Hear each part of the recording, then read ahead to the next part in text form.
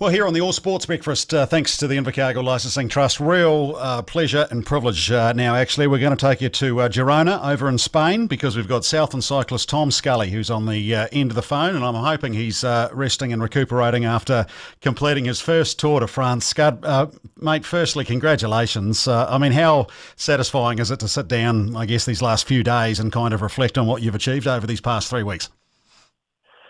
Yeah, really satisfying. It's pretty hard to actually look back on, and to think back in the early days of the tour, like where were we, what were we doing, and we ticked a lot of boxes along the way. So it's a pretty good feeling to finally put the feet up and look back on it all and try and soak up what actually happened there for the last month. How's the body pulled up? How are you physically after what you've put yourself through? I'm actually holding up all right. Like, I'm just generally tired, as you'd expect, but I've got no injuries or anything lingering, so I'm pretty happy. And it's just about really now soaking up this hard 3 weeks of training, or racing, if you want, and recovering properly, and then getting the benefits of that for later in the season. Geez, how hard is it to turn around now and keep going, though, eh? It must be such a, I don't know what the overriding emotion is. I'm guessing, a little bit of relief is mixed in there. And now how long do you have as a break before you have to sort of start focusing on the next thing? Yeah, a lot of relief just to make it all the way through to Paris and to get it done. But for now, it's the midpoint of the season for us over here. So for me personally, I've got 10 days time. I'm back to the racing. The numbers will be back on in Belgium and the Netherlands in the Bink Bank Tour, and it's only a week long. So hopefully, if we do the right things between now and then, we'll be in pretty good shape there after all this hard work the last month. Listen to you, only a week long. See, and now you're sounding like a tour veteran. That's great. Compare it to, I don't know if you could have really had expectations going into this thing, but how, now when you look back and what you maybe thought you were in for, do they sort of match up in terms of what your expectations were going in? Yeah, talking to a lot of different people, people who've ridden it before, and team, people from the team, the support staff, the directors and stuff. And if I can, my sort of look at it is it feels like what it looks like on the TV. Some days it's hard and flat out and full gas. Other days are a bit more relaxed. The days in the mountains where everyone's just going full, it's it doesn't matter whether you're in the front group or the last group, you're suffering. And there's some pretty big days. I think we had a big 3 days in the Alps. Coming up the last day up Alpe d'Huez. In that 3-day block there was a really, really tough day, and it didn't matter what team you're on. Even the guys that I was in the last group on the road, and we were just all helping each other out to make sure we made that time cut to get through the finish. So there's a huge part of it is intensity, and everyone wants to do their job and help out their team leader, or and on the big stage and get it done. So there's we're racing full gas, and it's a real thing to be a part of. Yeah. I guess from a team point of view, it didn't really pan out the way you wanted. Did it losing your team leader, who of course you were riding in support for? Yeah, that was the whole reason I was there, and it's the same for my other 6 teammates. So we had a plan. We come in and we're going to try and help Rigo defend. Or last year he was second place overall, so we wanted to. He came in really good shape. We wanted to go one better if we could. And so the plan was all around Rigo. Unfortunately, we lost him after the crashes he had on day 9 a couple of days later. So he just couldn't continue. So that was kind of a turning point in the tour for us. We were all in for Rigo. Then we had to sort of go back to, not the drawing board, but change plans a little bit. And every one of us is still a bike rider on our own, and we still know how to race and everything. But when we come in to support Rigo, it was just a thing. So another way to do it. And we all had our opportunities, and we were able to get on with the race, as we may not have been able to if we had still had Rigo in the race. So, and that was evident with me. I took that one day, I took a chance in the breakaway. things didn't work out for the breakaway, but that was my chance, the closest chance I was going to have to maybe getting a stage win. So I was happy with how I raced the whole tour, and took my opportunities when they came. Yeah, I was going to talk about that. I mean, so were you sort of unleashed a little bit once you lost your guide? Were you able to then go out and just sort of play it as it came, or was there still team tactics that you had to follow? Oh yeah, still team tactics we have to follow. But every day we had a job and a plan, and what can we get from this race now? So yep. The hillier days, the climbers would be on the attack. The day I was in the breakaway was the day after outdoors. We had 3 hard days in the mountains. Then we had a flat day, and because we had such 3 hard days in the mountains, everyone was really tired, and it was like, okay, good chance that the breakaway will get to the line today. We need someone in it from the team. So Seth, Van Mark, Taylor Finney, myself, we're all action to go because we were suited more to that course.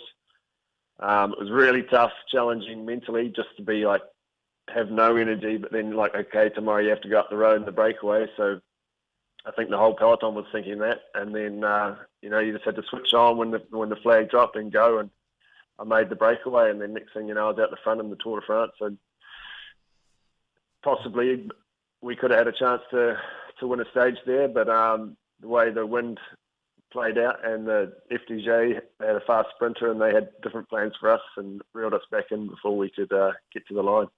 So were you the guy that was always going to have a crack there, or was it just because I think one of your boys had a go early, or one of your teammates, and then got reeled back in? Is that right? And then you went. Yeah, that's pretty much it. Like 4 kilometres neutral, then the flag drops, and then Sepp Van Markey was the first one to attack. Yep.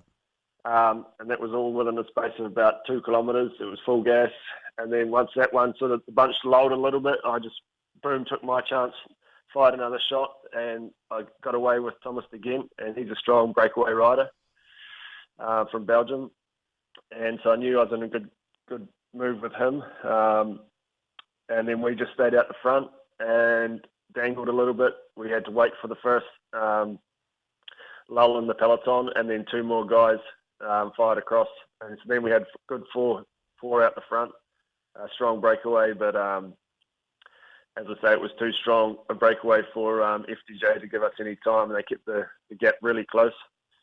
And then we sort of knew that we were a little bit doomed with the chance of getting to the line because they kept the gap so close. But we pressed on anyway, and it didn't quite work out.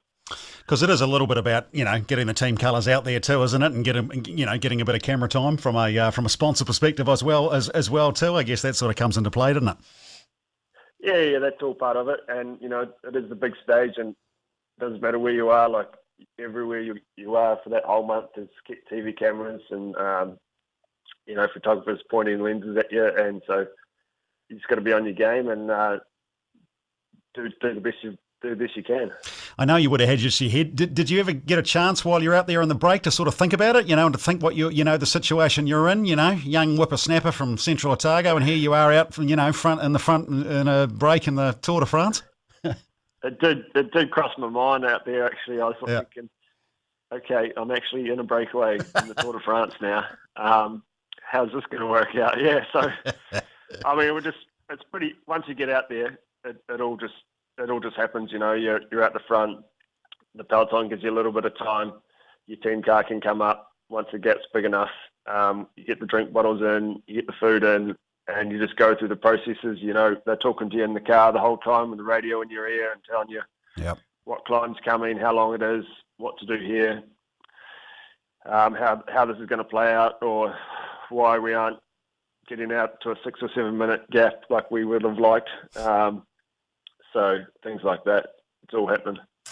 No, it's good stuff. I mean, we talk about the physical toll. I mean, just try and give us an insight into mentally how tough this is just to keep going day after day after day, mate. I mean, that must just be, I don't know. I know it's hard on the body, although you're a fine-tuned athlete. It must be that mental side. It must be a real mental game as well, too, getting to the finish line, eh? Yeah, I mean, everyone's in the top of their condition and peak form, and for this time of year, there's no bike riders there and who are unfit. So it doesn't matter where you are in the race, 3rd group, 4th group, the front group, everyone's suffering. So For me, what I do is, like, we've got the race book. It's got all the detail for 21 stages. I just leave that in the bus, and then I'll come in the morning as we're driving off to the start, and then I look at what we've got to do today. I don't look 3 days' time. I don't look tomorrow. I don't look the next week. I just one day at a time for me, and just get through that one stage, and then get back to the hotel, the massages, the food, the sleep, recovery, and then do it all again the next day. I think if you look too far down the track, you start worrying about things and the mountains to come, and you just start thinking negatively, like, you're never going to make this one, you're never going to make that one, and this one's hard, I'm feeling it, how am I going to make the next one, Yeah. But 1K at a time, and you just keep pedaling and you get there. So best moment, and darkest moment. What were the two at each end, mate? The best moment, I have to say, well, there's many, but highlights for me were the team's time trial, where we kept Rigo in contention in the overall. That was a really big ride for us. The Roubaix stage, I mean, that's where it kind of went a little bit pear-shaped with Rigo crashing, but we were able to be there for him and try and get him back in the race. The way we rallied as a team around him to limit the losses there. The highlight of the best moments, I have to say, would be riding my bike into Paris with the number on the back. It's the first time in Paris for me, so to come in by bike in the Tour de France, around the corner of the city, boom, here comes the Arc de Triomphe. I was like, oh, here we go. This is actually it. This is the end of the Tour de France. And then down the Champs-Élysées and have the jets fly over with the jet streams coming out the back and all the people there. It was a pretty special feeling there. The worst moment would be the Alpe d'Huez stage, the first climb, Col de Madeleine, I think it was. Boom, last group on the road, out the back with 17 k's to go to the top of the first climb.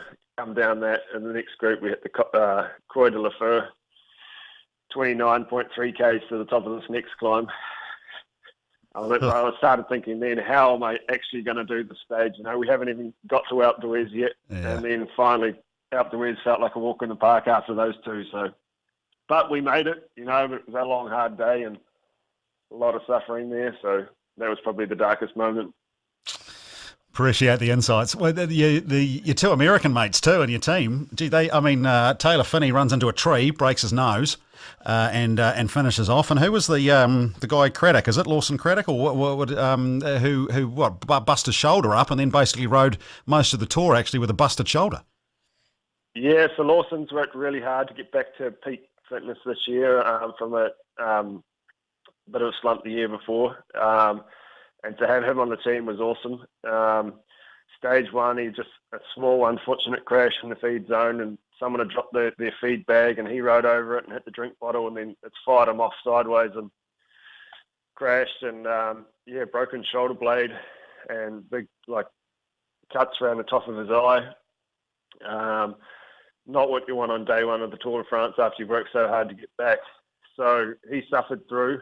We didn't realise how bad he actually was during the rest of the stage. He was suffering, but we just thought it was a regular crash, and then for him to finish was a pretty motivating thing for us and himself and everyone else around. So that was pretty cool. And then he just pressed on and just kept pressing on and suffering, and he made it all the way. And he came good by the third week and was helping us out in the race and doing his job like he should. So for him, that was a pretty inspiring thing, and to have him around, he was good. Taylor Phinney, 1 day to go, last day in the mountains. Actually, the descent before the very last mountain, I think he had a stone or something on the descent and lost his back wheel, and I was in the group 3 wheels behind him, and he just fired off to the side of the road and down the bank, and we were like, how did that even happen, So, he hit a tree, and with the team car was right there with him in support, so got back on and finished the stage, but broken nose. Man, you had a bit of everything sort of thrown at you from a team point of view when you run through those sort of scenarios, and plus you had the old the pepper spray to deal with. I mean they do a pretty good do a pretty good protest, the Frenchies. There's no doubt about that, and they certainly didn't let you down this time round. I mean, just tell us a little bit about what that was like to have a curveball like the old hay bales and the pepper spray sort of being thrown at you in the middle of the most glamorous bike race in the world. Well, that was the first for me, I have to say. Wouldn't happen on the tour of Southland, mate. Wouldn't happen on the tour. Well, you never know what's going to happen, but this happened this day. We were racing trying to get in the breakaway in the first 20 kilometres, and then we heard on the radio, okay, there might be a protest in the next coming kilometres from the team car, and then sure enough, 2 k's down the road, farmers there, they were protesting about something, and had their tractors and the hay bales out, and they planted them in the middle of the road, like big square bales, big ones, Yeah. And then so they'd pushed, the police had come along and tried to clear the road, obviously, and they'd pushed the hay off to the side so we could get through, but then the farmers were still there, and they actually used pepper spray on the farmers to contain them, so that the race could come through. But so we come screaming through, and then there's just this big cloud of pepper spray in the middle of the road where they'd lit off the thing. So sure enough, we all get it in our eyes, and the race has to stop, and everyone's just like standing there itching, wheezing, and like trying to get this pepper spray out of their eyes. And it was like, what is going on here, So 15 minutes later, we all everyone gets back on their bikes and we carry on. Yeah, that's just part of it. Well, I guess it is, mate. I guess it is. It's great stuff. They're great insights, buddy. So I guess the old challenge now, as we kind of mentioned it earlier, is how you literally get back on the bike after that. How you get yourself up for it. I mean, you talk about a bit of a 10-day break, and then what's the plan for the rest of the season? I mean, where do you and what's next? I guess. So yeah, we'll just take some downtime, feel easy, like a few days off the bike completely, and then once we start feeling it, like I've got 10 days, so once I start feeling like I to ride a bike again, I'll ease back into some easy rides, and then just sort of sharpen things up as the 10 days comes to an end, and get on the plane and fly up to Belgium and get on with it. The Big Bank Tour, as I said, a week long. Then I've got another week until a one-day race in the north of France, and then that's actually all as far as McKellen goes for this time. So there's things like the World Championships in Switzerland, but it's really not a course suited for me, so I'm not putting that too high on my priority list. There's things, Tour of Britain, there's Vuelta a España. So the team's got a lot of races yet to come, so it's about how we come through this next 10 days and the next week of racing, and see where the body's at after that, I guess, before we know where we're going. Absolutely, mate. Hey, well, listen, it's great to catch up. Thanks so much for giving your time so generously as well, my man. It was just, it's always a great watch, but to see someone like yourself, obviously, one, the bloke you are, and obviously from the deep south, was something else again. Can't say how proud we all are, Scud, and congratulations on the effort, and here's to a few more, eh? Yeah. I just want to say thanks for all the messages of support from down home there, and even we had a few Southlanders on the roadside there giving me some great support and had big signs for me. Another one, we had actually Jamie McIntosh. He came to the bus on about stage 18 or 19.